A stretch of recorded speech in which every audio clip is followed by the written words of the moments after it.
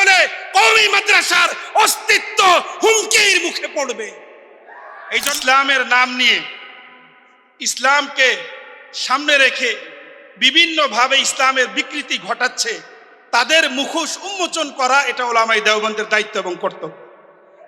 এবং সেই সঙ্গত কারণেই ভারত উপমহাদেশের কওমি মাদ্রাসার প্রতিষ্ঠা থেকে শুরু করে নিয়ে বাংলাদেশের আজকের এই 53 বছরের ইতিহাসে আমরা শুধু আমাদের আকাবির আসলাফের ইতিহাস ঐতিহ্যকে যদি আমরা মোতালা করি, অধ্যয়ন করি, বিশেষভাবে মুজাহিদে মিল্লাত আল্লামা শামসুদ্দিন কাসিমি রহমতুল্লাহি আলাইহি এবং আল্লামা নূর হোসেন কাসিমি রহমতুল্লাহি আলাইহি তানজিমে আহলে সুন্নাত ওয়াল জামাত নামে একটি সংগঠন তৈরি করেছিলেন।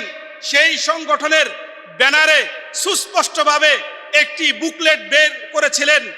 সেখানে মওদুদীপন্থী এবং জামাত শিবিরের ফিতনা থেকে জাতিকে সতর্ক করার জন্য তৎকালীন সময়ের সারা বাংলাদেশের শীর্ষ আলিয়া কওমি ঘরানার যত ওলামায়ে কেরাম ছিলেন, তাদের দস্তখত, তাদের নাম সহ তাদের আকীদা কি এবং সেটার ক্ষেত্রে আহলে সুন্নাত ওয়াল জামাতের মাকাম কি, অবস্থান কি, সেটা পরিষ্কার করে জাতিকে সতর্ক করেছে। আজকে আফসোসের সাথে বলতে হয়, আজকে আমাদের দরসের মধ্যে এগুলোর আলোচনা হয় না, সেমিনারে আলোচনা হয় না, মাঠে ময়দানে আলোচনা হয় না, যার কারণে আজকে আমাদের তলাবা এবং কিছু কিছু আলেমদেরকে আমরা দেখতে পাচ্ছি তাদের মধ্যে ভালোবাসা জেগে উঠছে। এই জন্য পরিষ্কার ভাষায় বলতে চাই, আমাদেরকে দর্শে আলোচনা করতে হবে, আমাদেরকে তাদের মুখোশ উন্মোচনে যে কোনোভাবে কথা বলতে হবে। কারণ আমাদের বর্তমান প্রজন্ম এই দলের মাজলুমিয়াত দেখেছে, জালেমিয়াত দেখে নাই। এই জন্য অপেক্ষা করেন, যদি এরা ক্ষমতায় পায় তাহলে কওমি মাদ্রাসার অস্তিত্ব হুমকির মুখে পড়বে। এই জন্য আমাদের ইতিহাস ঐতিহ্য নিয়ে এই পর্যন্ত দীর্ঘ আলোচনা হয়েছে। আমি শুধু আমাদের একটা বৈশিষ্ট্যের কথা দিকে আমি ইশারা করতে চাই যে উলামায়ে দেওবন্দের বৈশিষ্ট্য হলো হককে প্রতিষ্ঠা করা এবং বাতিলকে মূলোৎপাটন করা।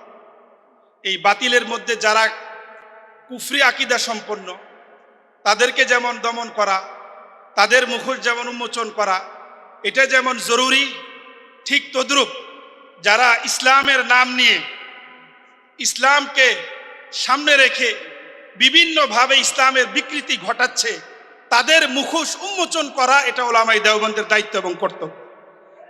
এবং সেই সঙ্গত কারণেই ভারত উপমহাদেশের কওমি মাদ্রাসার প্রতিষ্ঠা থেকে শুরু করে নিয়ে বাংলাদেশের আজকের এই 53 বছরের ইতিহাসে আমরা শুধু আমাদের আকাবির আসলাফের ইতিহাস ঐতিহ্যকে যদি আমরা মোতালা করি, অধ্যয়ন করি, বিশেষভাবে মুজাহিদে মিল্লাত আল্লামা শামসুদ্দিন কাসিমি রহমতুল্লাহি আলাইহি এবং আল্লামা নূর হোসেন কাসিমি রহমতুল্লাহি আলাইহি তানজিমে আহলে সুন্নাত ওয়াল জামাত নামে একটি সংগঠন তৈরি করেছিলেন।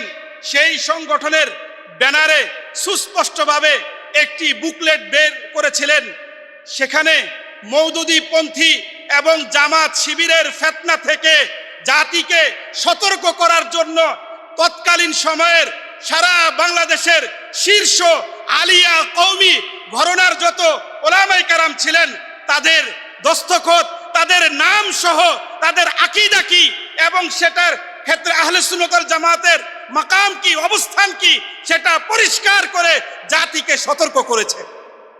আজকে আফসোসের সাথে বলতে হয়, আজকে আমাদের দরসের মধ্যে এগুলোর আলোচনা হয় না, সেমিনারে আলোচনা হয় না, মাঠে ময়দানে আলোচনা হয় না, যার কারণে আজকে আমাদের তলাবা এবং কিছু কিছু আলেমদেরকে আমরা দেখতে পাচ্ছি তাদের মধ্যে ভালোবাসা জেগে উঠছে।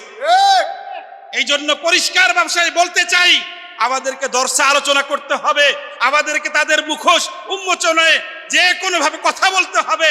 কারণ আমাদের বর্তমান প্রজন্ম এই দলের মাজলুমিয়াত দেখেছে, জালেমিয়াত দেখে নাই। এই জন্য অপেক্ষা করেন, যদি এরা ক্ষমতায় পায় তাহলে কওমি মাদ্রাসার অস্তিত্ব হুমকির মুখে পড়বে। এই জন্য আমরা পরিষ্কারভাবে আজকের এই দাওয়াতুল ইহসান বাংলাদেশের পক্ষ থেকে মেসেজ দিতে চাই, শেখুল ইসলাম আল্লামা আহমদ শফী রহমতুল্লাহি আলাইহি থেকে শুরু করে নিয়ে বর্তমান আমির হেফাজতের নেতৃত্বে যে কোনো বাতিল মতাদর্শের সাথে আমাদের কোনো আপোষ হবে না, আপোষ হবে না, আপোষ হবে না। ওয়া আখিরু দাওয়ানা আলহামদুলিল্লাহ।